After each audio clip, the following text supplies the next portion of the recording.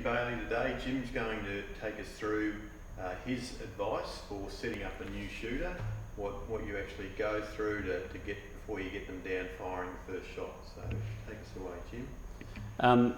Well, the first thing I would do really is try and get the butt plate set up to the right length, or roughly to the right length. And my way of doing that, pretty much the old school way of this position here would be get the pistol grip in here and the butt plate here, and it should be fit into the crook of your elbow there.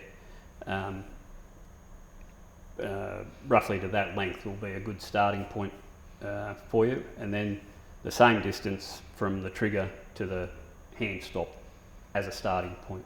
Okay, so that's roughly the same distance between one to the other? One to the other is, a good starting point. Everybody's a little bit different shape, but yeah, it's a good place to start.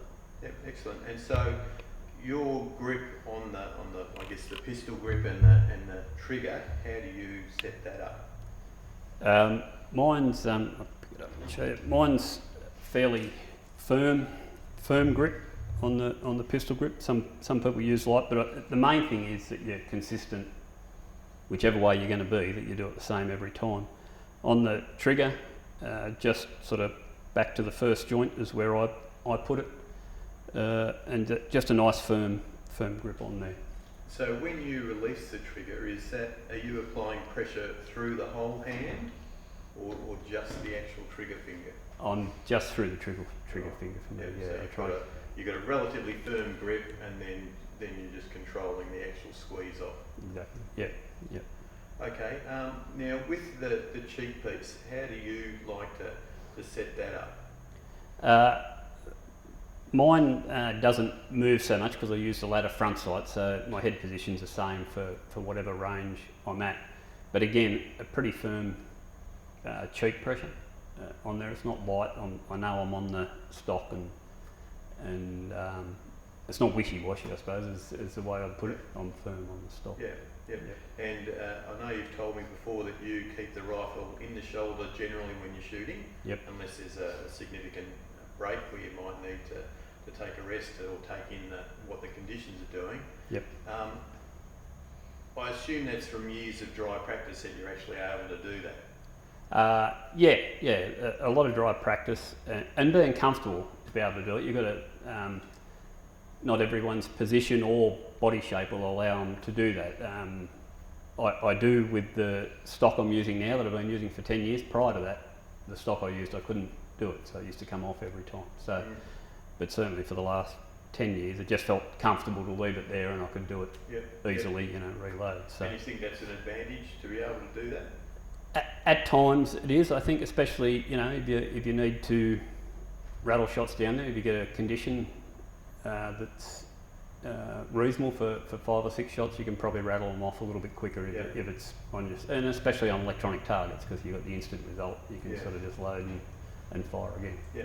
Okay, so now the actual stock butt itself, where do you position that on your shoulder? From being a lefty, but same for both. It's just nice in there. Mine's got a little bit of a hook on the top here, which sits on top of my shoulder, and that's the way I know it's located nicely and in the same place every time. But gives you a good point of reference. Exactly. Yeah.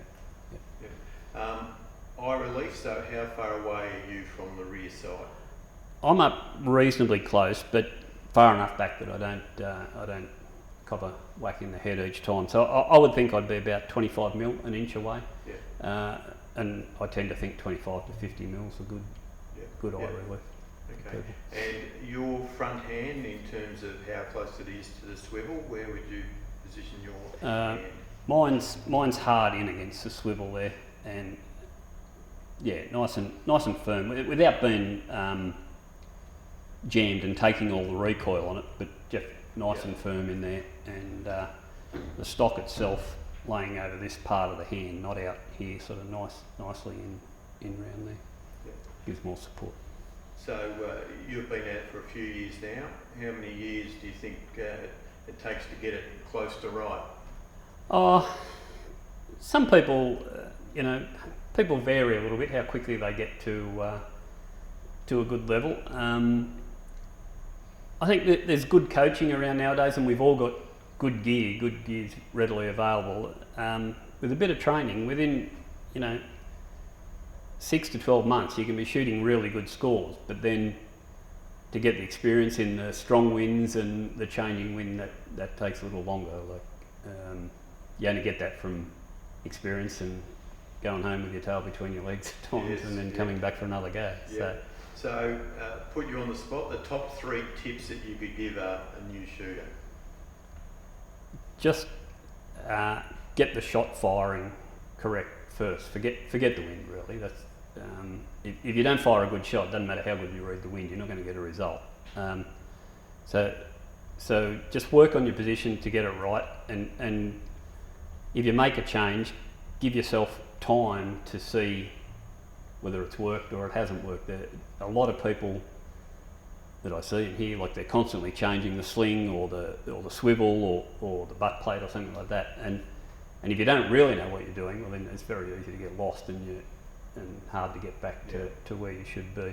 I think, as I said before, I've got the sling on my rifle and I haven't adjusted it for 10 years. It's been in the same place for 10 years. It's one of these composite slings that don't stretch, and there's just been no reason to change it. So, yeah. Terrific. Well, thanks very much for your time, Jim. I'm sure You're that welcome. gives some good hints to people starting out. As we know, you can be in the sport for 30 years and perhaps not get anywhere, or you can be a star like Jim. So thanks very much. Thanks very much, Pete. Appreciate it.